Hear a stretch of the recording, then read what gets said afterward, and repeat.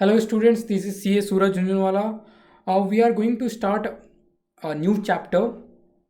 Basically, it is under the category of accounting for special transactions and the unit 1. Unit 1 is basically bills of exchange and promissory note. We have already studied consignment account, goods on approval basis. ठीक है, हमने वो सब category वो सब accounting already discuss कर लिया है. Now we will have to discuss bills of exchange and promissory note. This is not very technical chapter, but a very relevant one. Relevant from two point of view. Of course, from examination point of view, it can be relevant. Secondary, the relevance of the terminology bills of exchange you will find in different chapters. बहुत सारे questions में तुम्हें bills payable, bills receivables, bills of exchange ऐसे करके word मिलेगा. So what exactly it is, how exactly it works, why, how it is settled, how it is generated, what are the rights and responsibility created. We need to discuss all of those things, all of those concepts through this chapter. All right students, so let's begin our discussion. As you can see in my screen, this is ICAI study material, bills of exchange and promissory note. We can see the chapter overview. Bills of exchange and promissory note are two documents basically we gonna study in this chapter. ठीक है, उसमें भी bills of exchange has got two category: normal trading and accommodation. Now we'll understand what is normal trading and what is accommodation nature of bills of exchange.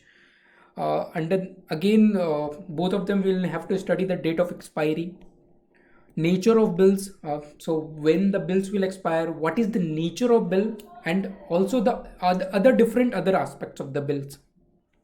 ठीक है, so guys, we'll continue the concept number 1.1. We'll study the concepts from here, and जहाँ पे भी ज़रूरत पड़ेगी we'll make the relevant notes. ठीक है, हम relevant notes भी बनाएंगे और साथ साथ में यहाँ से देखते भी हैं. I hope this sounds good. So,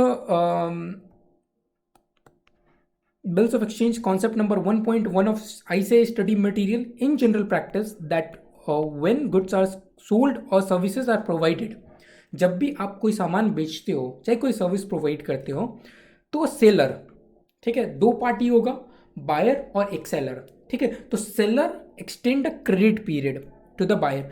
मतलब एक तो क्या मोड हो गया, जब भी आप सेल्स और परचेज कर रहे हो तो एक मोड हो गया कि आप कैश में सेटलमेंट कर लो. मतलब जैसे ही आप ट्रांजैक्शन कर रहे हो, हाँ, तो आप ट्रांजैक्शन को सेटलमेंट करके काम खत्म करो. दूसरा क्या हो सकता है, सेलर आपको कुछ क्रेडिट पीरियड दे. सेलर आपको कुछ क्रेडिट पीरियड दे. ठीक है, in sometimes seller may not be in position to offer a credit period and the purchase is not a position to pay immediately. मतलब ऐसा हो सकता है, जो सेलर होगा वो हो सकता है उसका इतना कैपेसिटी नहीं हो कि वो क्रेडिट पीरियड दे सके, क्रेडिट पीरियड एक्सटेंड कर सके. और दूसरा परचेजेस का परचेजर जो है, जो बायर है, उसका भी ये हो सकता है कि इनकैपेबिलिटी हो to immediately pay the amount to the seller.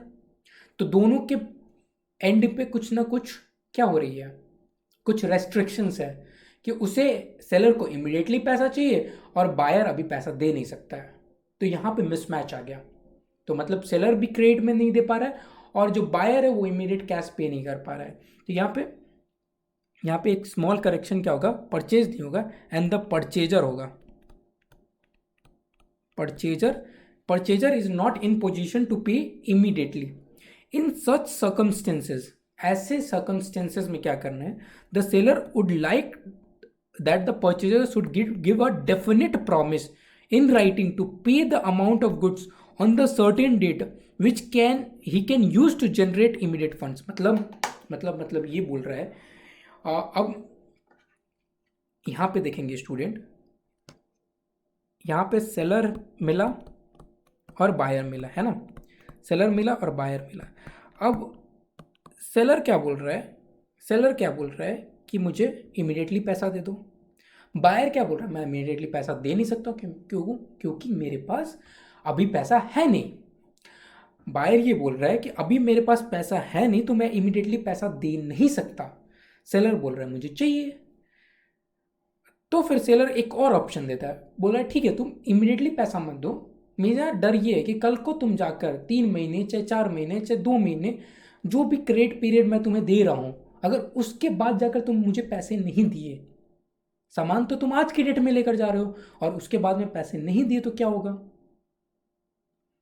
तो बोलता है बायर इसका एक सॉल्यूशन है, मैं तुम्हें प्रॉमिस करता हूं, एक डॉक्यूमेंट बना देता हूं, उसमें लिख देता हूं, अभी पैसा नहीं दे रहा, मैं एक डॉक्यूमेंट बना देता हूं, उसमें लिख देता हूं कि 2 महीने के बाद मैं तुम्हें पैसा दूंगा, प्रॉमिस कर रहा हूं।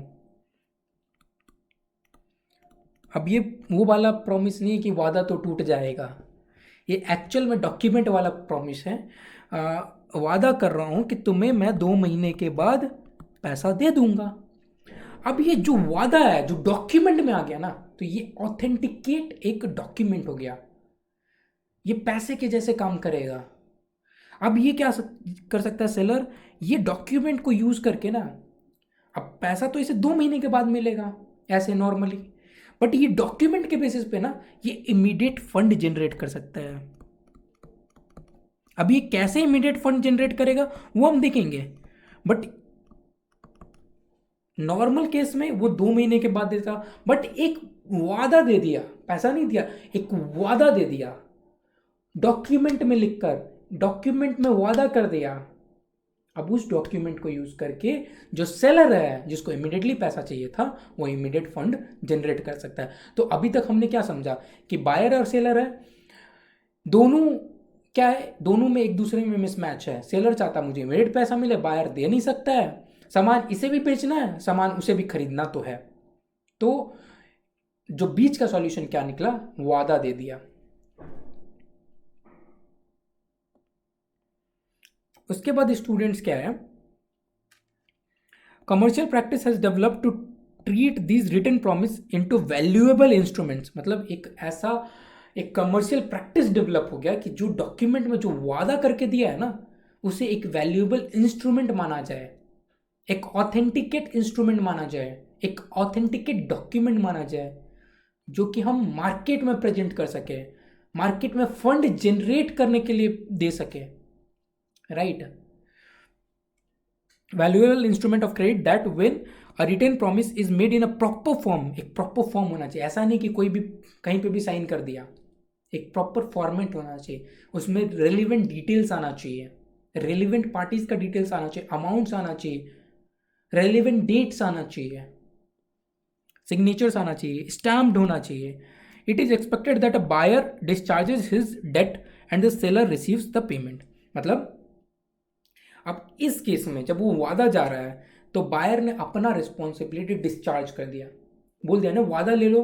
अब उस वादे के बेसिस पे क्या करेगा, वो इमीडिएट फंड जनरेट कर सकता है और उस सेलर को पेमेंट इमीडिएटली उसके बेसिस पे पेमेंट मिल गया। दो आज के डेट में कोई फंड का ट्रांसफर डायरेक्टली बायर और सेलर के बीच में नहीं हो रहा है, बट वो वादा के बेसिस में ट्रांजेक्शन सेटल हो जाता है ना।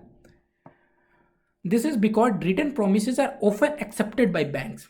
अब हो गया क्या स्टूडेंट्स, मैंने यहाँ पे ये पॉइंट बोला था कि इमीडिएट फंड जनरेट कर सकता है, मतलब होगा क्या, ये बायर को बोला कि मैं वादा करता हूँ कि तुम्हें 1 लाख रुपए मैं 2 महीने के बाद दूंगा, अब इसे चाहिए इमीडिएट फंड, तो ये बायर क्या चाहेगा, बैंक के पास चला जाएगा।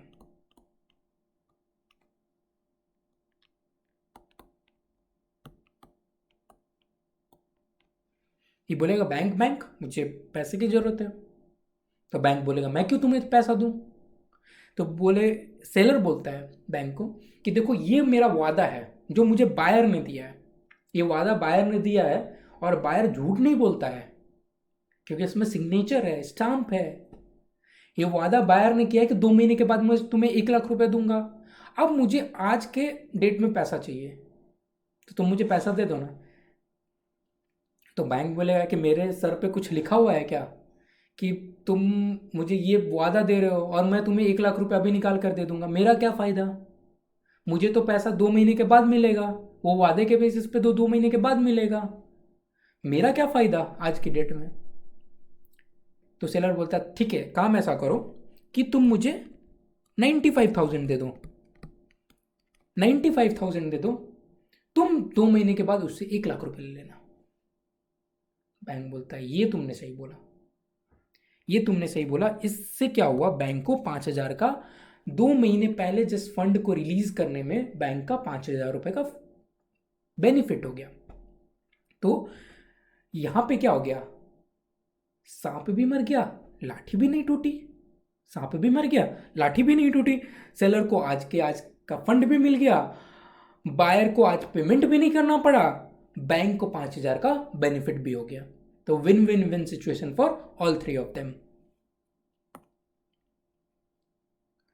Also they can be endorse, that is passed from one person to another. मतलब ये इंडोर्समेंट भी हो सकता है। मतलब आप आज सेलर के पास है, सेलर किसी और को इंडोर्स कर सकता है कि मानो सेलर को किसी पिक को पेमेंट करना है, सेलर को किसी को पेमेंट करना था, तो उस पेमेंट के बदले में वो डॉक्यूमेंट को ही ट्रांसफर कर सकता है, इंडोर्स कर सकता है। ट्रांसफर करना मतलब इंडोर्स करना। अब जिसको इंडोर्स करेगा उसका राइट बन जाएगा उस डॉक्यूमेंट के ऊपर। तो इसे भी इंडोर्समेंट बोलते हैं कि मान लो यहाँ पे 1 लाख रुपए सेलर ने मिस्टर एक्स को देना था, 1 लाख रुपए सेलर ने मिस्टर एक्स को देना था। तो मिस्टर एक्स को कैश नहीं देकर वो बोला कि चलो ये डॉक्यूमेंट आज से तुम्हारा हुआ। अब उसमें इंडोर्स कर देगा, उसमें अगेन वो सेलर अपना सिग्नेचर वगैरह कर देगा कि हाँ मैं इसे ट्रांसफर कर रहा हूँ, इस डॉक्यूमेंट को ट्रांसफर कर रहा हूँ और आज से इसका अधिकार मिस्टर एक्स का होगा। फिर ये भी हो सकता है मिस्टर एक्स को किसी मिस्टर वाई को पेमेंट करना है तो मिस्टर वाई इसको इंडोर्स कर सकता है। तो ये वेरी टेक्निकल वर्ड है इंडोर्समेंट। मतलब इंडोर्समेंट आपको यहाँ पे ध्यान रखना है, चेक भी इंडोर्स होता है, बिल्स ऑफ एक्सचेंज वगैरह भी इंडोर्स होता है ना, इंडोर्स कर देना।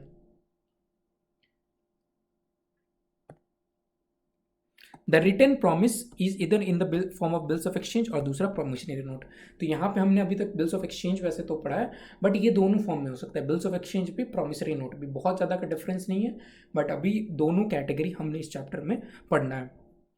उसके बाद बोलता है अब हमें पहले हम स्टार्ट कर रहे हैं, जैसे हमने कॉन्सेप्ट का नाम ही देखा bills of exchange.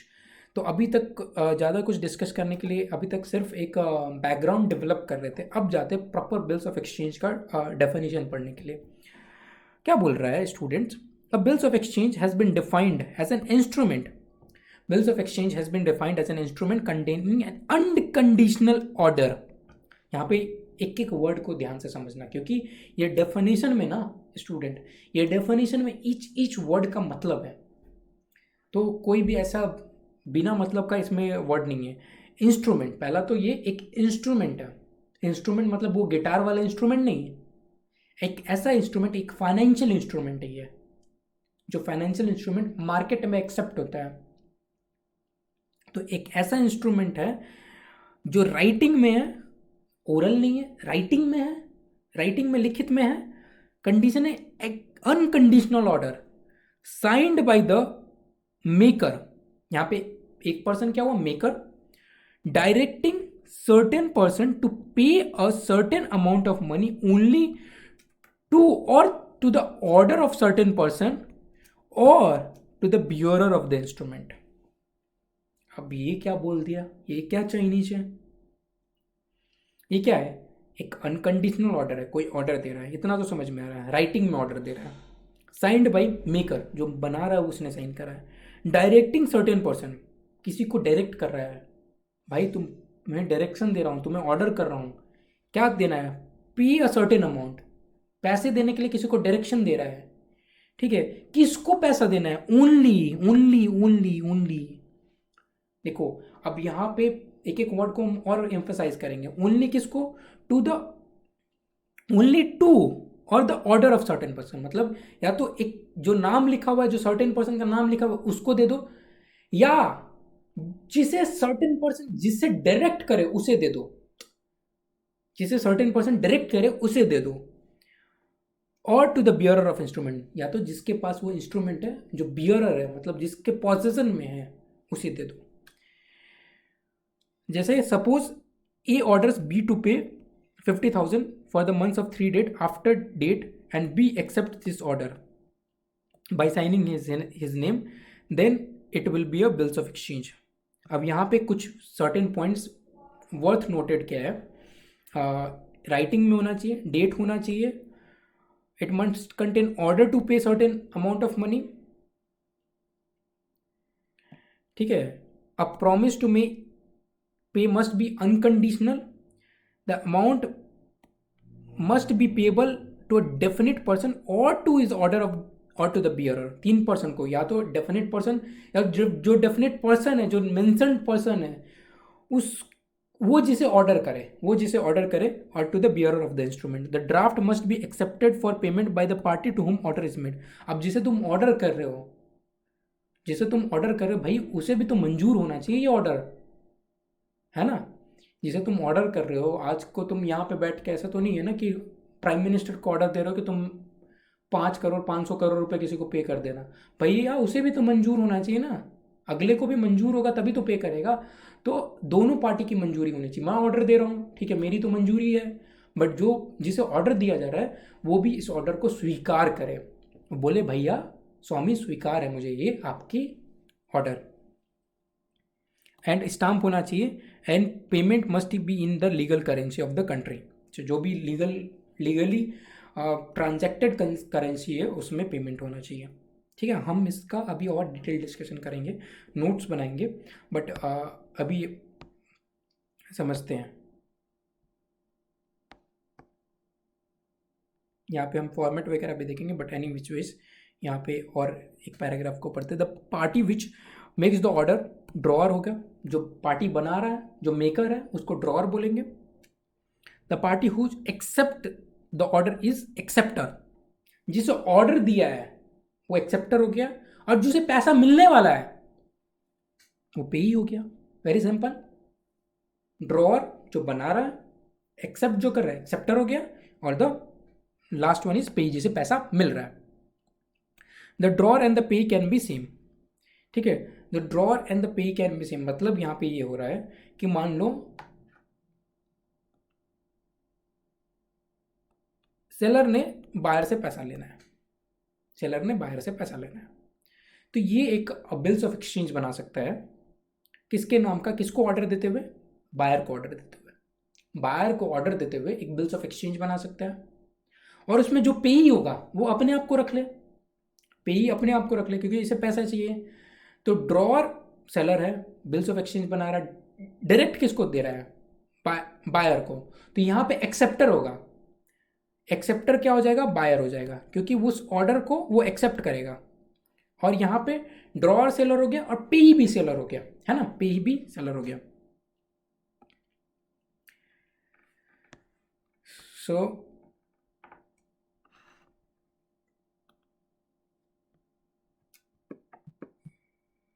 just 1 second.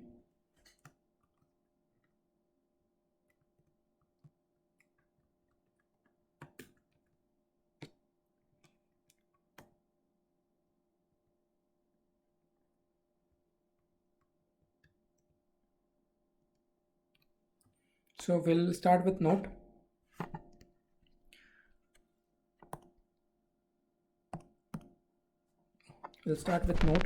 Concept.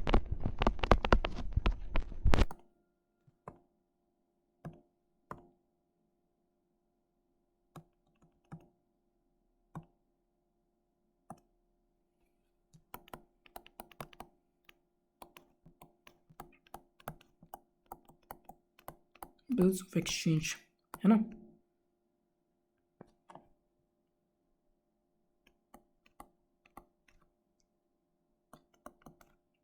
Bills of exchange ये क्या है, एक रिटेन इंस्ट्रूमेंट है, ठीक है, रिटेन इंस्ट्रूमेंट। और क्या बोल सकते हैं, इंस्ट्रूमेंट इन राइटिंग भी बोल सकते हैं।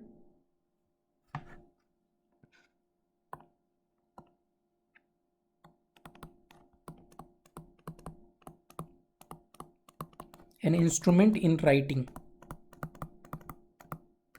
तो ये एक इंपॉर्टेंट पॉइंट ये बता रहा है कि ये राइटिंग में होना चाहिए, इंस्ट्रूमेंट इन राइटिंग।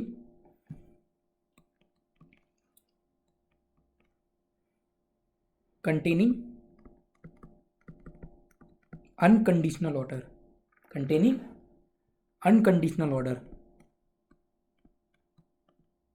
कंडीशन नहीं लगा सकता है। अब इसका मतलब भी हम समझेंगे।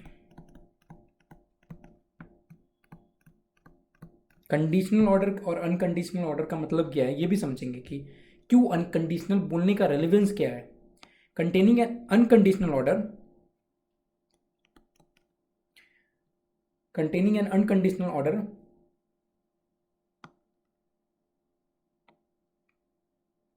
signed by drawer. ड्रॉअर क्या है? मेकर ऑफ इंस्ट्रूमेंट है. Signed by drawer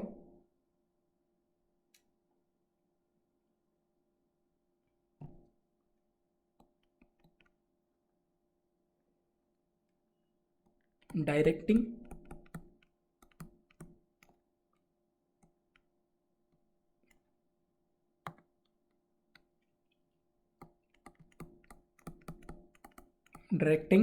ड्रॉई. आप डायरेक्शन किसको दे रहे हो, ऑर्डर किसको दे रहे हो? ड्रॉई को. डायरेक्टिंग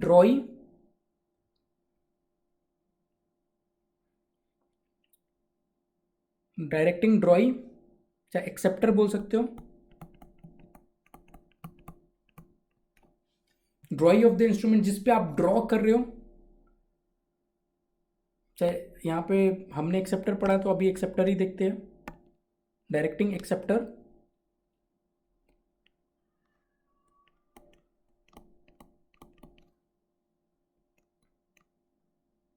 जस्ट रिमूव की ताकि आप कंफ्यूज ना हो जाओ.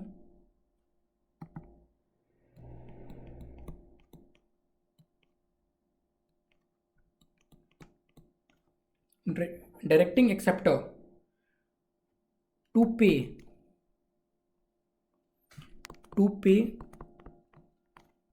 certain amount.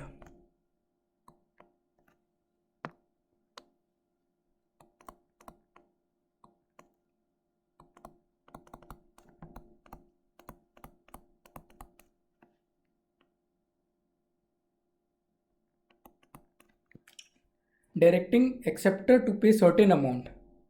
देखो इंस्ट्रूमेंट राइटिंग में अनकंडीशनल ऑर्डर है. साइन कौन करता है? ड्रॉअर साइन करता है. एक्सेप्ट कौन करता है? एक्सेप्टर एक्सेप्ट करता है. टू पे एक सर्टेन अमाउंट पे करने के लिए.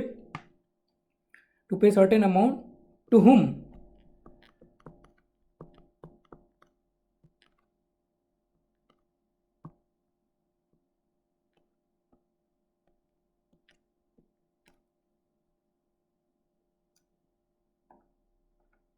certain amount to pay certain amount to certain person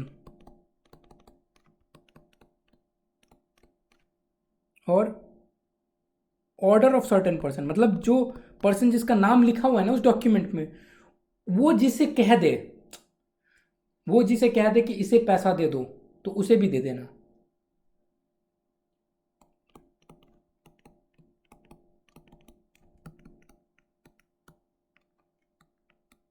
and और बियरर, ये सारा ये होगा या बियरर. ये तीनों को कंबाइन वे में क्या बोलेंगे? पेई. जो भी जिसे भी पैसा मिलेगा वो पेई हो गया, है ना. तो यहाँ पे an instrument in writing containing an unconditional order signed by the drawer directing the acceptor, जो एक्सेप्ट कर रहा है, टू पे सर्टेन अमाउंट. तो यहाँ पे तीन पार्टी हो गया. एक जो बना रहा है, दूसरा जो एक्सेप्ट कर रहा है, उस ऑर्डर को एक्सेप्ट कर रहा है, और जिसे पैसा मिल रहा है. तीन पार्टी हो गया.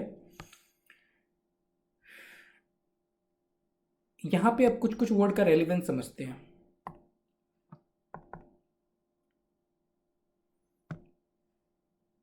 Unconditional order. अब जैसे ए बी सी है, ठीक है. ए ने बी को पैसा देना है. ए ने बी को पैसा देना है. तो ये मान लो कोई बिल्स बनाया.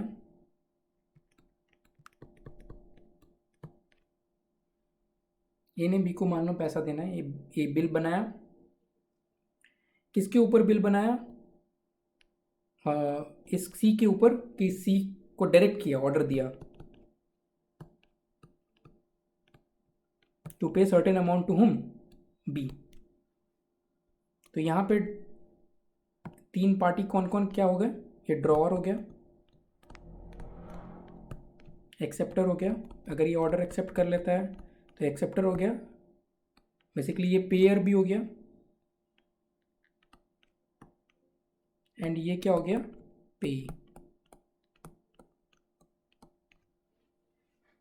अब पैसा जरूरी नहीं है कि सी बी को ही पैसा दे, कल को जाकर बी ये बोल दे कि मैं जिसे ऑर्डर दे रहा हूं वो बोल दे कि मैं ऑर्डर देता हूं कि तुम जाकर डी को दे दो, चाहे ये डॉक्यूमेंट जिसके पास भी है, जिसके पास भी मिलता है ये डॉक्यूमेंट, उसे पैसा दे देना, बियरर को पैसा दे देना, तो वो उसे पैसा दे दो। तो ये क्या हो गया, मान लो ये 1 लाख रुपए देना था ए ने बी को, तो इसने 1 लाख रुपए सी को ऑर्डर दे दिया कि तू भाई 1 लाख रुपए दे देना, सी ने एक्सेप्ट भी कर लिया। बाद में जाकर बी ने क्या करना था, बी ने डी को 1 लाख रुपए देना था, बी ने डी को 1 लाख रुपए देना था, तो बी ने डी को 1 लाख रुपए डायरेक्टली नहीं देकर ये जो डॉक्यूमेंट था, ये जो बिल्स था, ये ट्रांसफर कर दिया और बिल्स में डायरेक्शन दे दिया। बिल्स में डायरेक्शन क्या दे दिया, ऑर्डर क्या दे दिया, सी को ये ऑर्डर दे दिया कि जो ड्यू डेट में पैसा डी को देना, मुझे नहीं, ड्यू डेट में पैसा डी को दे देना। तो ये क्या हो गया, order of certain person, order of certain person. इसी को क्या बोलते हैं, एंडोर्समेंट भी बोलते हैं। तो इंडोर्समेंट पॉसिबल क्यों हुआ, क्योंकि ये था डेफिनेशन में, ये था डेफिनेशन में, तो इसी को क्या बोलेंगे, एंडोर्समेंट भी।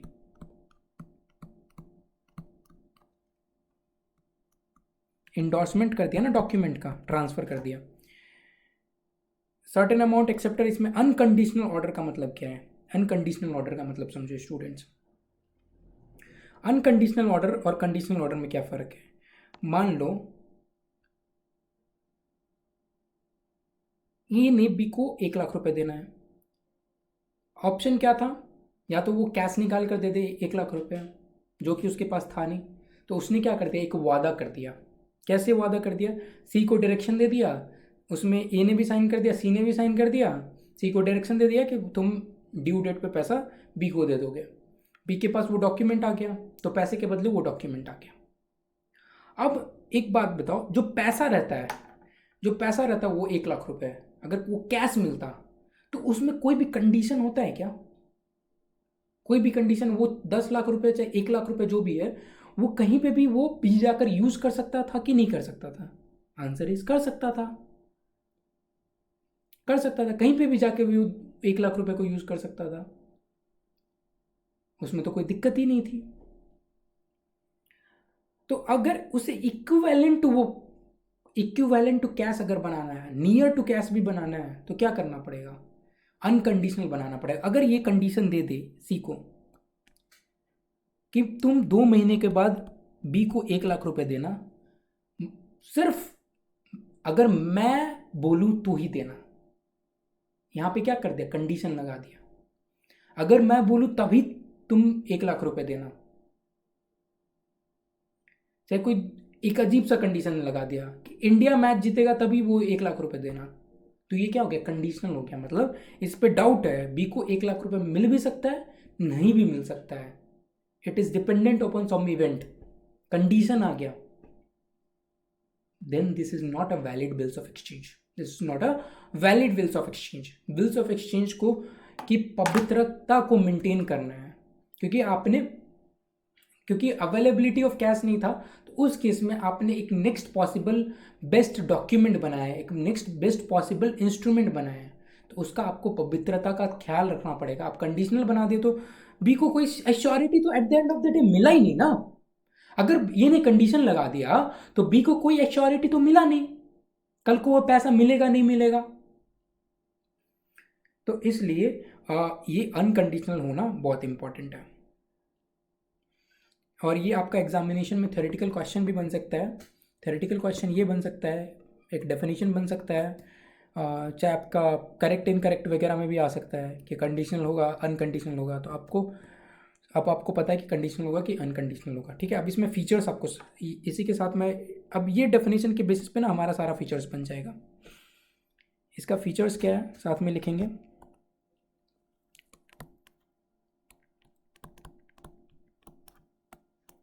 एक तो ये क्या होगा, राइटिंग में होगा, है ना, ये राइटिंग में होगा। दूसरा डेट होना चाहिए, क्योंकि अब ये डॉक्यूमेंट है तो डेट होना चाहिए कि किस डेट को आप ड्रॉ कर रहे हो, किस डेट को पैसा मिलेगा, सारा रेलिवेंट डेट्स होना चाहिए। फिर होना चाहिए ऑर्डर टू सर्टेन पर्सन, कि किसी आपको किसी को डायरेक्ट करते ऑर्डर टू,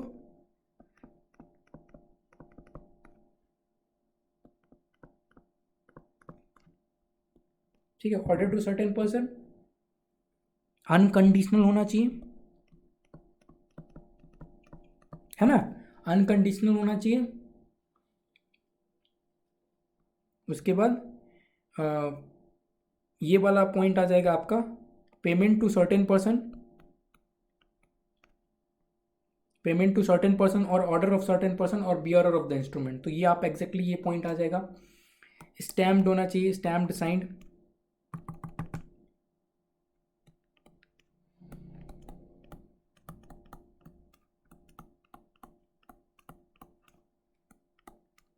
उसके बाद ये भी पॉसिबल है आपका कि ड्रॉअर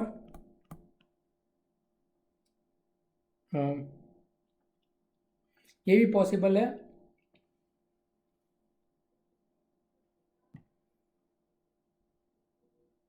हमने यहाँ पे देखा था ना।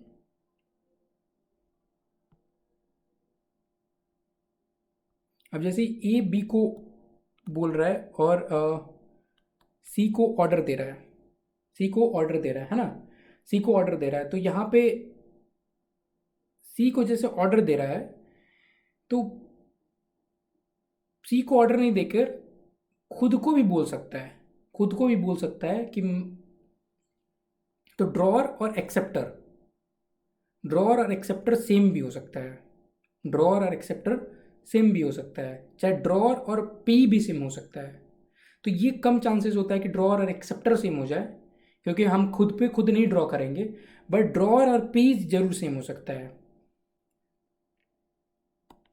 ड्रॉअर इज इक्वल्स टू पे, मतलब ये ए बिल्स ऑफ एक्सचेंज नहीं ड्रॉ करके सीधा बी इस पे ड्रॉ कर देता, तुम मुझे ड्यू डेट पे मुझे पैसा दोगे, तो ड्रॉअर इक्वल्स टू क्या हो जाएगा, पे।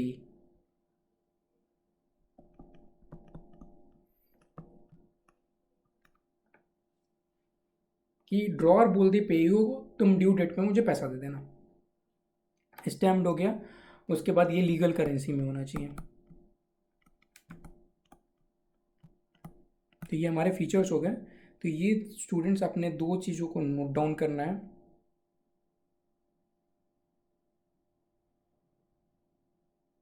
अगर अभी आपने नोट डाउन नहीं करा तो मैं स्क्रीन पे दिखा रहा हूँ, ये आप इसका स्क्रीनशॉट ले लो and then you can probably note it down.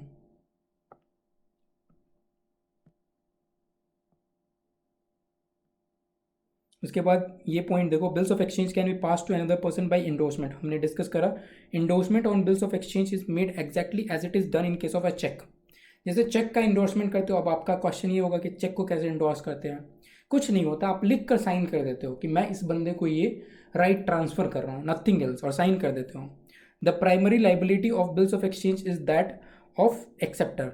Acceptor का प्राइमरी लाइबिलिटी होता है, जो एक्सेप्ट कर लिया, ऑर्डर को एक्सेप्ट कर लिया। If he does not pay, the holder can recover the amount from any of the previous endorsers or the drawee। ठीक है, जिसके ऊपर जो एक्सेप्टर है, जो ड्रॉई है, अगर होल्ड, सो बेसिकली क्या हुआ,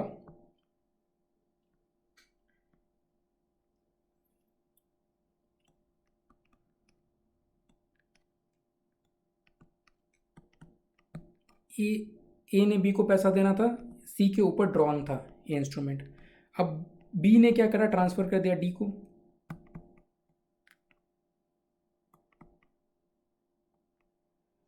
फिर डी ने ट्रांसफर कर दिया ई को, है ना, एफ को ऐसे ही चलता गया। अब एफ को जब अमाउंट नहीं मिला ई से, तो ये कहाँ पे जा सकता है, ये डी के पास चला जाए, बी के पास चला जाए, चाहे इसके पास चला जाए। तो प्राइमरी जो एट द एंड जिसकी रिस्पॉन्सिबिलिटी बनती है वो सी की, क्योंकि ये एक्सेप्टर था, तो प्राइमरी रिस्पॉन्सिबिलिटी क्या है, सी की है। तो यहाँ पे अगर आप वापस से लाइन पढ़ोगे तो ये क्या बोलते हैं, the primary liability of bills of exchange is of acceptor if he does not pay, अगर एक्सेप्टर पे नहीं करता है, if he does not pay holder can recover, अगर एक्सेप्टर नहीं पे करता है the holder can recover the amount from any of the previous endorsers और the ड्रॉई।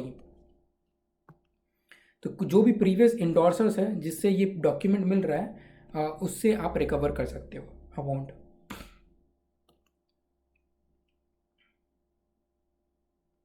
और या तो ये बी से भी रिकवर कर सकता है, तो ये इंडोर्सर नहीं है बट ये इसके ऊपर ड्रॉन हुआ था, तो बी से भी रिकवर कर सकता है, डी से भी रिकवर कर सकता है, ई से भी रिकवर कर सकता है, एंड सी से भी रिकवर कर सकता है। और जरूरी नहीं है ए एग्जिस्ट करे, क्योंकि मैंने बोला था ए इक्वल्स टू बी हो सकता है, मतलब ड्रॉअर एंड द पेई कैन बी सेम, ड्रॉअर और the may be you can call it ड्रॉई, drawer और ड्रॉई सेम हो सकता है। Sometimes it might happen the bills of exchange is drawn for foreign trade operations. Such a bills of exchange is known as foreign bills of exchange. A foreign bills of exchange is one which is drawn in one country and is payable in another. मतलब एक country में आप draw करते हो और जो payment होना है वो किसी और कंट्री में होना है। It is generally drawn upon a triplicate wherein each copy is sent by a separate post, so at least one copy reaches to the intended party।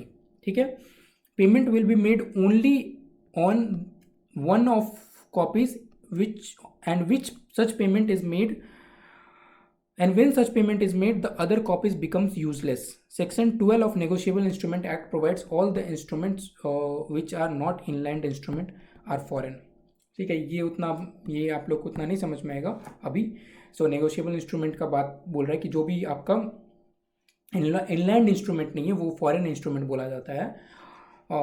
Inland मतलब जो भी लोकल इंस्ट्रूमेंट नहीं है वो इनलैंड इंस्ट्रूमेंट को define करता है, और अगर इनलैंड नहीं है तो फॉरेन है। तो इतना रेलिवेंट ये नहीं है, रेलिवेंट पॉइंट ये था कि कोई भी अगर ऐसा बिल्स ऑफ एक्सचेंज है जो आप मान लो इंडिया में ड्रॉ कर रहे हो बैठकर, और पेमेंट होना है, पेमेंट मान लो होना है यूएस में, पेमेंट यूएस में होना है, तो इसे बोलेंगे फॉरेन बिल्स ऑफ एक्सचेंज। ठीक है, अब इसमें क्या होगा कि आपको कॉपी भेजना पड़ेगा, पेमेंट क्यों ना, पेई कहाँ पे बैठा है, यूएस में बैठा है, तो उसमें आपको कॉपी ऑफ वो जो प्रॉमिस है वादा वाला डॉक्यूमेंट तो पेई को भेजना पड़ेगा ना, तो वो वादा वाला एटलीस्ट 3 कॉपीज में भेजा जाता है कि एटलीस्ट 3 में से एक तो उसके पास पहुंच ही जाए, कि जरूरी नहीं एक कॉपी आपने भेजा, इतना दूर भेज रहे हो तो मिल ही जाएगा, तो 3 कॉपी में भेजा जाता है।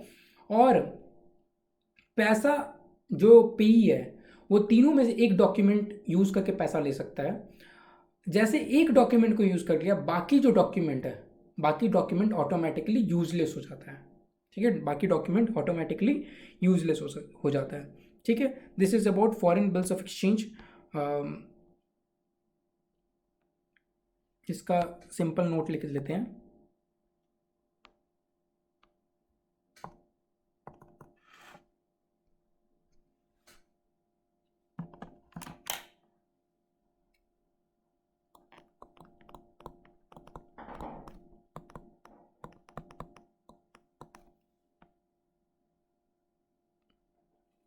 Foreign bills of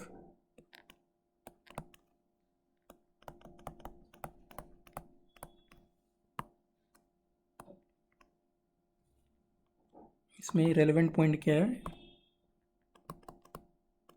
drawn in one country, drawn in one country, payment in another country, payment in another country, उसके बाद payment in another country prepared in triplicate,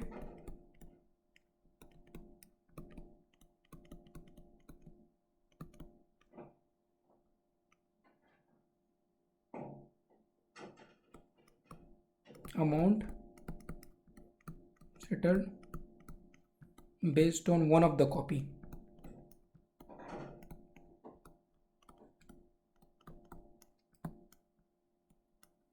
and rest becomes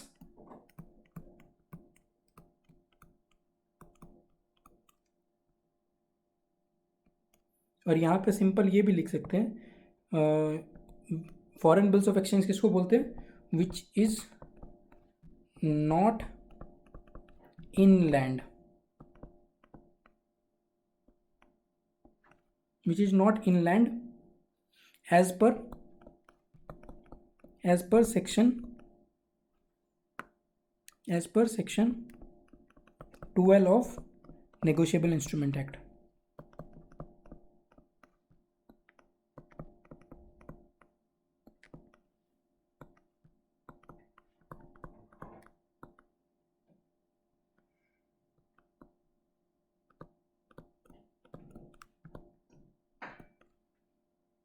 as per section 12 of negotiable instrument act, जो भी inland नहीं है उसको foreign bills of exchange बोलेंगे, और ये सारे फॉरेन बिल्स ऑफ एक्सचेंज के। तो अगर आपको अब आ गया है कि ट्रिप्लिकेट में भेजना है, करेक्ट इनकरेक्ट में आ सकता है, नॉर्मली थ्योरेटिकल में नहीं पूछेंगे इस चीज़ में, बट आ सकता है आपको, ठीक है।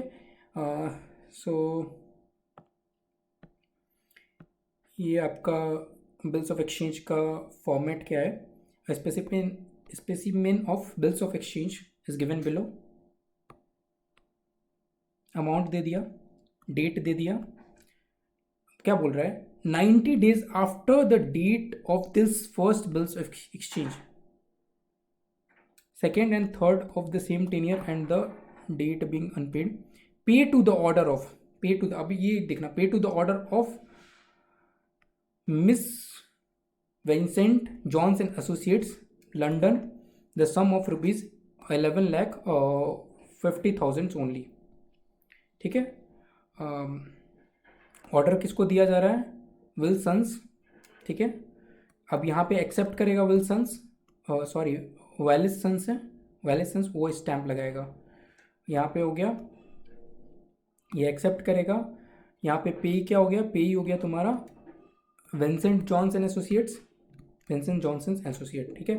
तो ये पे करेगा इसे, है ना, कितना? 11,50,000, 90 days, 90 days after this first bills of exchange, ठीक है। इस डेट से 90 days के बाद ये पेमेंट जाएगा। अब ये examples of foreign bills of exchange दिया हुआ है, कैसे कैसे फॉरेन बिल्स ऑफ एक्सचेंज हो सकता है? Bill drawn in India on a person resident outside India and payment made payable outside India, ठीक है। ड्रॉन इन इंडिया, बनाए आप इंडिया में, पर्सन रेजिडेंट आउटसाइड इंडिया है, पर्सन बाहर बैठा और पेमेंट भी बाहर होना है। फिर बोल रहा है bill drawn outside India on a person resident outside India, तो मतलब कंपनी इधर का ही बना रहा है, तो बाहर बना रहे हो और तो बाहर का बाहरी पेमेंट भी होना है, बाहर बना रहे हो और बाहर का बाहरी पेमेंट भी होना है।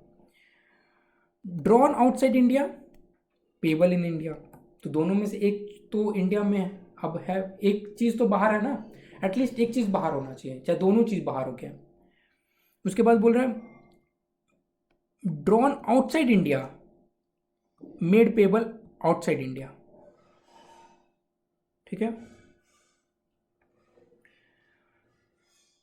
तो ये आप ड्रॉन भी आउटसाइड इंडिया और पेबल भी आउटसाइड इंडिया, तो सिंपल है, देखो यहाँ पे इतना झंझट नहीं है, कुछ भी एक फॉरेन होना चाहिए, या तो पर्सन बाहर का है रेजिडेंट आउटसाइड इंडिया, या तुम्हारा पेबल आउटसाइड इंडिया है, चाहे ड्रॉन आउटसाइड इंडिया है, कुछ बाहर हो रहा है तो फॉरेन बिल्स ऑफ एक्सचेंज हो जाएगा। ध्यान से देखना, drawn in India on person resident outside India, made payable outside India,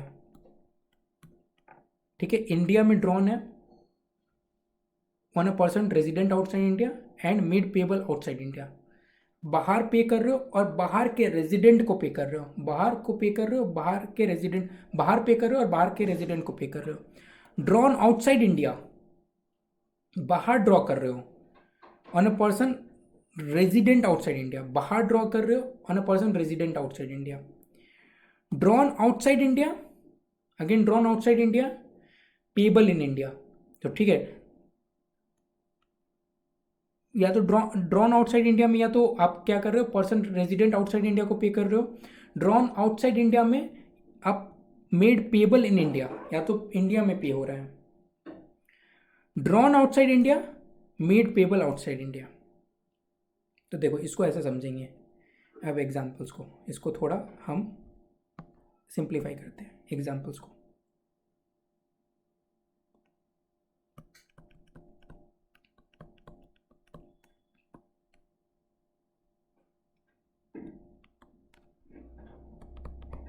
देखो ड्रॉन आउटसाइड इंडिया, देखो ड्रॉन आउटसाइड इंडिया का ना तीन, bill drawn outside India, drawn outside India and drawn outside India.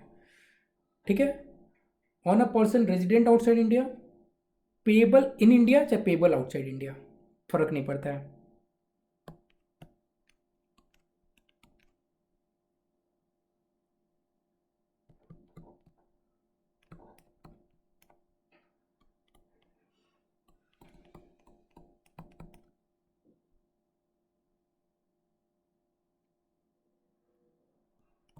Resident outside India और payable, फर्क नहीं पड़ता, payable in India और पेबल मतलब बाहर में पे हो जाए, इस पे क्वेश्चन बन सकता है, इसलिए मैं इसको फोकस कर रहा हूँ। पेबल आउटसाइड इंडिया चाहे पेबल इन इंडिया चाहे drawn on resident outside India,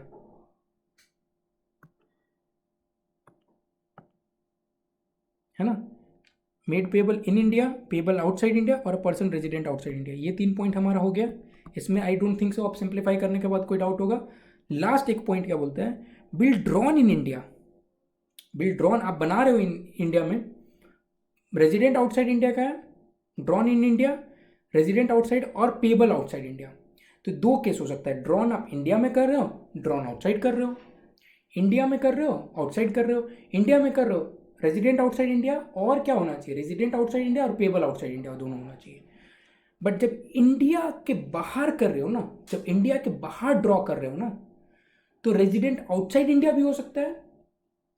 जब इंडिया के बाहर ड्रॉ कर रहे हो तो रेजिडेंट आउटसाइड भी हो सकता है, या पेबल इन इंडिया भी हो सकता है, या पेबल आउटसाइड इंडिया भी हो सकता है।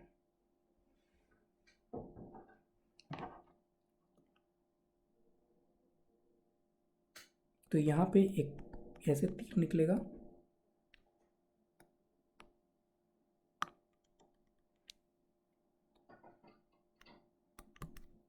Drawn in India, drawn in India, जिसमें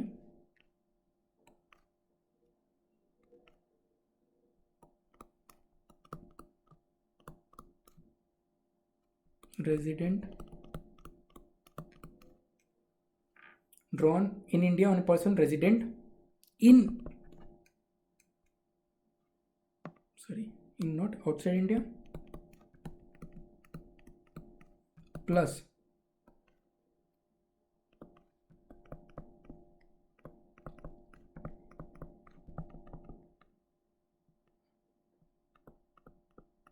ठीक है। तो ये हो गया आपका, ये इंपॉर्टेंट एग्जाम्पल हो गया bills, foreign bills of exchange का। तो ये सबसे इंपॉर्टेंट, अभी तक जो फॉरेन बिल्स ऑफ एक्सचेंज में हमने इतना कैटेगरी देखा है, इसमें सबसे जो नीचे वाला है, इसमें क्वेश्चन बन सकता है, आपको पूछेगा फॉरेन बिल्स ऑफ एक्सचेंज, तो ऊपर वाला तो ज्ञान लिखोगे, ये जरूर से ज़रूर लिख कर आना है। ये जो 4 category of foreign bills of exchange हैं, ये जरूर से ज़रूर लिख कर आना है। ये लॉ में लिखा हुआ है, कानून में लिखा हुआ है ऐसा कि ऐसा होगा तो इसे फॉरेन बिल्स ऑफ एक्सचेंज बोलेंगे। तो इससे आप कुछ मॉडिफाई भी नहीं कर सकते हो। Drawn in India, person resident outside India, payable outside India और पेबल इन इंडिया, काम खत्म, इसको हटाएं। दूसरा क्या हो सकता है, ड्रॉन वो वाला केस था drawn outside India, drawn in India, drawn in India person resident outside India plus payable outside India. ठीक है, तो बिल्स ऑफ एक्सचेंज का हमने पूरा बेसिक कॉन्सेप्ट्स देख लिया है। नेक्स्ट जाएंगे हम प्रॉमिसरी नोट्स पे in the next lecture, and फिर आगे कुछ क्वेश्चंस वगैरह भी देखेंगे। मिलते हैं नेक्स्ट लेक्चर में। Thank you so much, bye bye, take care.